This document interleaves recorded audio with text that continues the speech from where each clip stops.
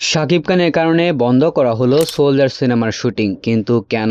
অন্যদিকে তাহলে আসতে চলেছে বাহুবলী 3 সাথে প্রবাসের স্পিরিট এবং এস রাজামৌলির ভারানাসি সিনেমার কি অবস্থা। আজকের ভিডিওতে আমরা এই সমস্ত ইন্টারেস্টিং বিষয়গুলো সম্পর্কে জানবো, তাই ভিডিও শেষ পর্যন্ত অবশ্যই দেখবেন। ভিডিও শুরু করার আগে ভিডিওতে লাইক আর চ্যানেলটা সাবস্ক্রাইব করে রাখুন। তাহলে চলুন এবার ভিডিও শুরু করি। প্রথমে আসি স্পিরিট সিনেমার কাছে। রেবস্টার প্রবাস অভিনীত এবং সন্দীপ রেড্ডি ভাঙ্গা পরিচালিত বর্তমানে ইন্ডিয়ার অন্যতম বহুল প্রতীক্ষিত প্রজেক্টের নাম স্পিরিট। সন্দীপ রেড্ডি ভাঙ্গার সিনেমা মানে নায়কের ভিতরে কোনো একটা চরম অবসেশন থাকে, যেমন অর্জুন রেড্ডিতে সেটা ছিল প্রেমিকার প্রতি, আর অ্যানিমাল সিনেমায় সেটা ছিল বাবার প্রতি অন্ধ ভালোবাসা। এই একই কোর পয়েন্ট বা মূল জেদকে নিয়ে ভাঙ্গা পুরো গল্পকে ডিজাইন করে থাকেন। এবার তার আগামী সিনেমা স্পিরিটেও এই চিরচেনা প্যাটার্নটা দারুণভাবে দেখা যেতে চলেছে। ইনসাইড নিউজ অনুযায়ী স্পিরিট সিনেমায় প্রবাসের ক্যারেক্টারটার কোর পয়েন্ট হতে যাচ্ছে ডিউটির প্রতি তার চরম ডেডিকেশন ও সততা। এখানে প্রবাস একজন সৎ পুলিশ অফিসার যে নিজের কাজকে অসম্ভব ভালোবাসে এবং সেটাকে সবার উপরে রাখে। কিন্তু সন্দীপ রেড্ডি ভাঙ্গার হিরো তো আর সাধারণ 5টা সিনেমার মতো হবে না, তাই প্রবাসের এই কর্তব্যের প্রতি টানটাও হবে বেশ আগ্রাসী ও ডার্ক। গল্পের মূল টার্নিং পয়েন্ট আসবে তখনই যখন কোনো আন্তর্জাতিক মাফিয়া চক্রের কারণে তার এই ডিউটি বা আত্মসম্মানে বড়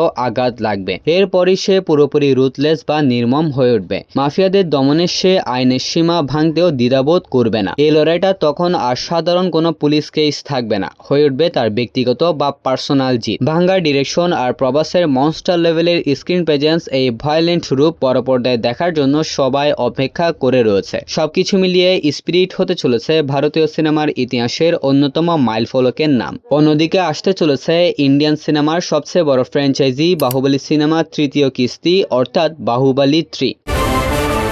গত কয়েকদিন আগে বাহুবলী দ্য চার্ট বিয়ারার ডকুমেন্টারির একদম শেষ মুহূর্তে রান্না দাগবতী বলেন, পৃথিবী এখনো প্রস্তুত নয়। ঠিক তখনই আনুশকা শেট্টি হাসি মুখে উচ্চারণ করেন বাহুবলী। এই দৃশ্যটি অনেক দর্শকের কাছে একটি ইঙ্গিত হিসেবে ধরা দিয়েছে, যেন বাহুবলীর গল্প পুরোপুরি শেষ হয়ে যায়নি।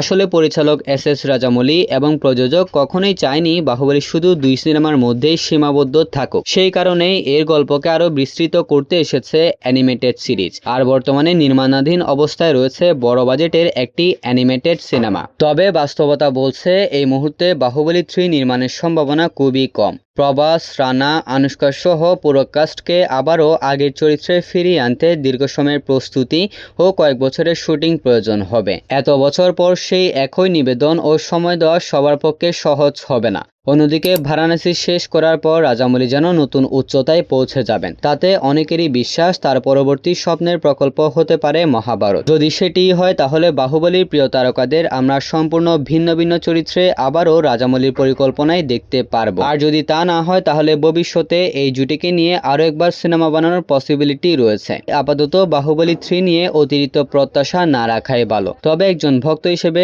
অনেকের মনে এরকম একটা ইচ্ছা থেকেই যায়।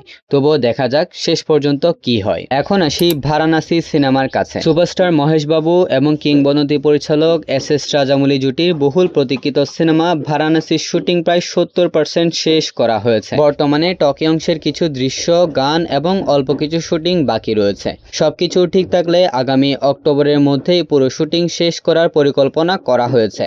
অন্যদিকে শুটিং এর পাশাপাশি পুরোদমে চলছে বিএফএক্স এর কাজ। পরিচালক এস রাজামৌলি নির্ধারিত সময়ের মধ্যেই সিনেমাটা শেষ করতে বদ্ধপরিকর। সবকিছু ঠিক থাকলে 7 এপ্রিল 2027 সালে বড় পর্দায় এই সিনেমা রিলিজ করা হবে। বিশ্বজুড়ে প্রায় 40,000 স্ক্রিনে এই সিনেমাটা রিলিজ করা হবে। তাহলে তো বুঝতেই পারছেন এই সিনেমা ইতিহাস লিখবে, আগের ইতিহাস পরিবর্তন করে দিবে। এখন আসি সোলজার সিনেমার কাছে। তো বর্তমানে ঢালিউডের অন্যতম বহুল প্রতীক্ষিত প্রজেক্টের নাম সোলজার, যেখানে মুখ্য ভূমিকায় অভিনয় করছে শাকিব খান, সাথে রয়েছে তানজিন তিশা এবং ঐশী।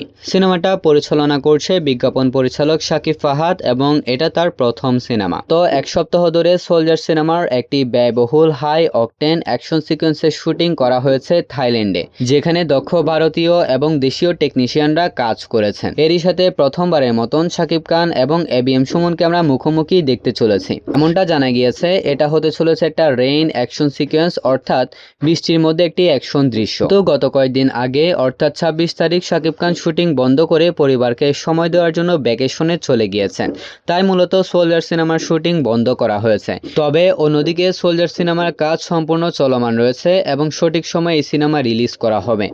তবে দেখার বিষয় হচ্ছে এই সিনেমার টিম অফিসিয়ালি এই সিনেমার রিলিজ ডেট কখন ঘোষণা করে। সো গাইস, এগুলাই ছিল আজকের ভিডিওর আপডেট। যদি ভালো লাগে তাহলে ভিডিওতে লাইক আর চ্যানেলটা সাবস্ক্রাইব করতে ভুলবেন না। তাহলে দেখা হবে পরবর্তী আরেকটি ভিডিওতে। ততক্ষণ ভালো থাকবেন, সুস্থ থাকবেন, টেক কেয়ার, আল্লাহ হাফিজ।